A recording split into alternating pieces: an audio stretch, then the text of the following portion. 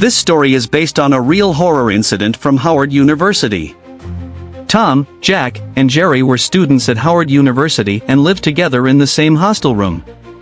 It was their first year, and the three had become close friends.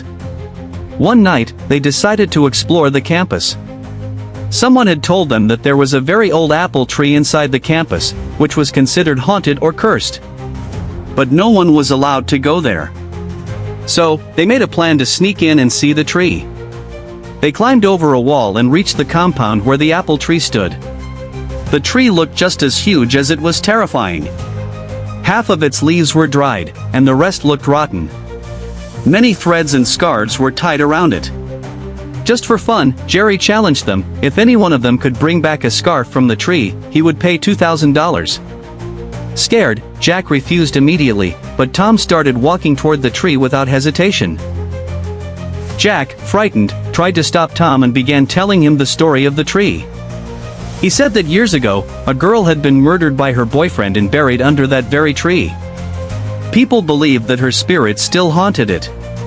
They said whoever had touched the tree had died mysteriously. Tom, however, laughed off the story and fearlessly walked up to the tree. Not only did he untie a scarf, but he also removed one of the sacred threads and handed them to Jerry. Jerry gave him the $2,000 right away, and both started making fun of Jack for being so scared. Later, they returned to the hostel. Since exams had just ended, most students had gone out to celebrate, and their floor was practically empty. Jack locked the door from the inside out of fear, and they all went to bed, exhausted. Sometime later, they were startled awake by the sound of glass shattering. Everything looked normal, but the window kept opening by itself. Arif quickly got up and shut the window. But what seemed odd to the others was that Tom, who usually joked about everything, had suddenly gone completely silent. As soon as he got back into bed, the window opened again, and Arif started screaming. He said that a horrifying ghostly woman with disheveled hair and a body covered in wounds had opened the window. She was standing right outside and threatening to kill him.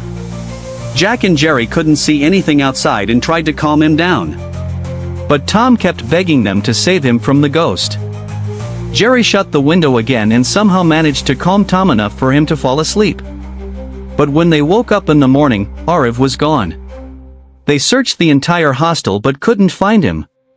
Then they got a call from a friend who told them that the police had found Arif's body hanging from the same haunted apple tree, wrapped in the very scarf he had taken from it.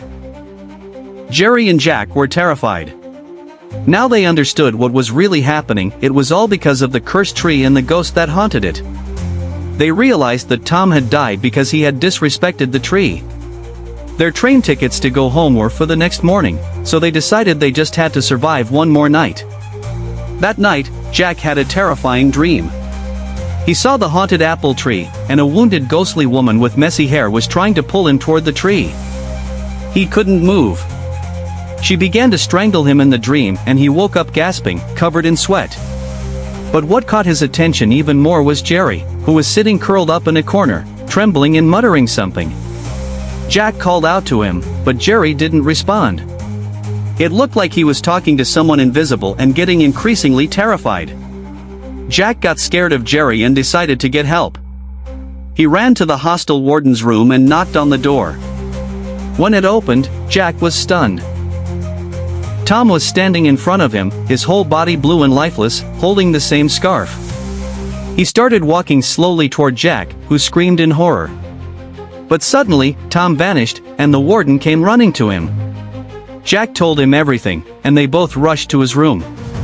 As they entered the corridor, they saw Jerry screaming in pain, being dragged out of the hostel by some invisible force. They followed him all the way to the apple tree compound. What they saw next left them frozen. Jerry was floating in the air, clearly possessed. He was screaming in agony like something was sucking the life out of him. Jack kept calling his name, but nothing worked. Suddenly, Jerry's neck twisted unnaturally, and his body dropped to the ground. Before Jack and the warden could get to him, the terrifying ghost with the wounded body and wild hair appeared in front of them. She looked bloodthirsty. Jack and the warden fainted from shock.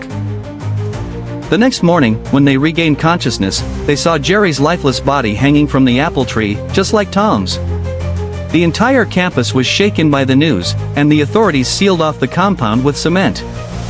Jack had survived perhaps because he had never disrespected the haunted tree.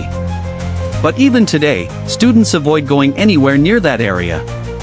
Who knows, the ghost might choose her next victim anytime.